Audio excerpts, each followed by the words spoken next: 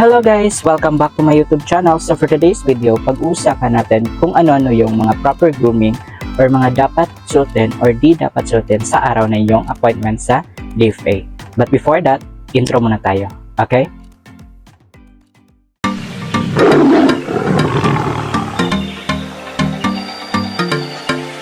Welcome to Edzicon YouTube channel.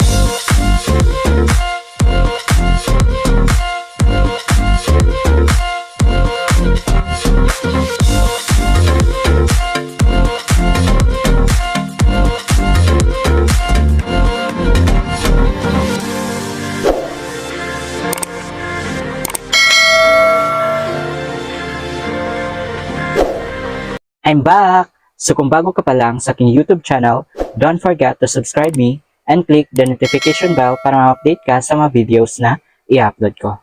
So let's start now. So disclaimer lang guys, ang video nito ay base lang sa aking pananaliksik at base sa aking experience sa pagkukuha ng Philippine passport because I have a passport already. So, ano-ano nga ba yung mga proper grooming or mga dapat suotin at di dapat suotin sa araw ng iyong appointment sa DFA? So pag-uusapan natin yan ngayon guys. So let's start from head to down guys. So sa hair, hindi naman masyadong strict ang DFA tungkol dyan. But I recommend for girls na nakatali yung buhok ninyo kasi neat at maganda siyang tingnan. Pero kung hindi kayo komportable na nakatali yung buhok ninyo, it's okay naman. Basta ayusin nyo lang yung hair ninyo ng maayos at kailangan presentable kayo pagdating doon sa DFA kasi pipicturean kayo doon guys for your photo sa picture niyo sa inyong passport. At sa boys naman, I recommend na nakagupit, bagong gupit yung hair niyo kasi neat din siyang tingnan. But it is not necessary naman. Ayusin niyo lang yung buhok niyo ng maayos, yung presentable kayo tingnan doon sa DFA guys. Next is, bawal maggamit ng colored contact lens. Any colored contact lens guys ay pinagbabawal ng DFA. So, huwag kayong gagamit ng colored contact lens sa araw ng iyong appointment sa DFA. At bawal din na magsuot ng earrings at yung kwintas or necklace guys kasi ipapatanggal nila yan guys during the photo capturing kasi ipinagbabawal yan nila. So huwag kayong magsusuot ng any jewelries just like necklace and earrings during your appointment sa DFA. Now let's go to the proper attire for men. So yung mga dapat suotin ng mga lalaki during your appointment sa DFA guys ay yung t-shirt as long as maganda at neat siyang tingnan. And then polo shirt, pwede din yan. And then yung long sleeve na may collar na formal siya tingnan guys, pwede din yun. And then yung pang business attire or blazer just like this.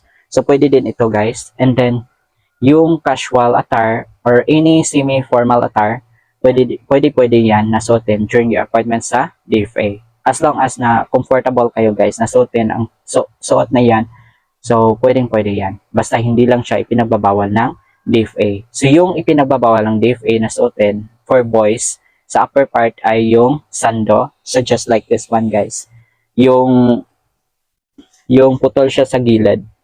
So ipinagbabawal yan sa DFA. So wag kayong susuot ng ganyan sa upper part ninyo.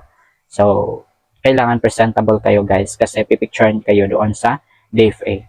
And sa lower part naman, pwede pants, jeans, at slacks. Pwede slacks. Presentable tingnan yung slacks guys at formal siya tingnan.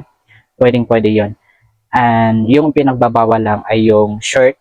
Yung shirt, bawal ang shirt. At yung pants na may style na butas-butas, yung may butas guys, bawal din yon. So wag kayong susuot ng mga ganon na kasuotan kasi sa entrance pa lang or sa guard pa lang, hindi na kayo papapasukin sa DFA talaga guys. So iwasan niyo magsuot ng mga ganon na kasuotan. So ipa-flash ko din sa screen yung mga dapat nyong suotin para meron kayong idea kung ano yung style na dapat nyong suotin during your appointment sa DFA. And then let's proceed to the proper attire for women. So yung mga dapat suotin ng mga babae during your appointment schedule sa DFA guys ay yung t-shirt as long as maganda at neat siyang tingnan, and then yung polo shirt. So, pwede din yon. At yung long sleeve na may collar na formal siya tingnan guys, pwede din yon. At yung pang business attire or yung blazer, pwede din yon guys. At yung any kind of formal attire, pwede yan na suotin during your appointment schedule sa DFA. As long as na comfortable kayo na suotin ang kasuotan na yan guys, yun yung suotin ninyo. Basta hindi lang siya ipinagbabawal ng DFA. So yung ipinagbabawal lang ng DFA for girls sa upper part nila ay yung sleeveless, crop top, tube, and spaghetti. And any kind of mga ipinagbabawal talaga guys. So kung alam niyo na bawal yan na suotin, huwag na ninyong suotin guys kasi hindi kayo papapasukin ng DFA talaga ng guard sa entrance pa lang. So hindi matutuloy yung appointment ninyo. So iwasan yung magsuot ng mga ipinagbabawal na kasuotan. So maging presentable kayo guys kasi pipicturean kayo doon sa DFA.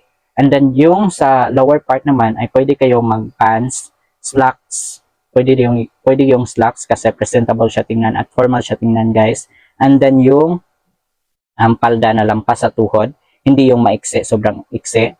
Bawal yung mga kasuotan na maiksi guys. And then short, bawal din ang mag-short. At yung mga pants na may butas-butas na style. So bawal din yun guys. So maging decente kayo or maging presentable kayo sa inyong kasuotan sa appointment niyo sa DFA para hindi ma-cancel yung appointment niyo guys. Additionally, bawal ang mag-slippers or mag-chinelas during your appointment schedule sa DFA guys. So huwag kayong magsusuot ng any kind of slippers during your appointment schedule sa DFA. Yung dapat ninyong suotin lang guys ay yung rubber shoes or any kind of black shoes para decente or maganda or formal siya tingnan. So pwede yun guys. So iwasan ninyong mag-slippers during your appointment schedule sa DFA kasi hindi kayo papasukin talaga guys at makakancel yung appointment niyo. So yun yung mga proper grooming during your appointment schedule sa DFA guys. Kung nagustuhan mo ang video na ito, don't forget to subscribe me and click the notification bell para ma-update ka sa mga videos na i-upload ko. So, thank you for watching guys. Keep safe everyone. Thank you very much for watching.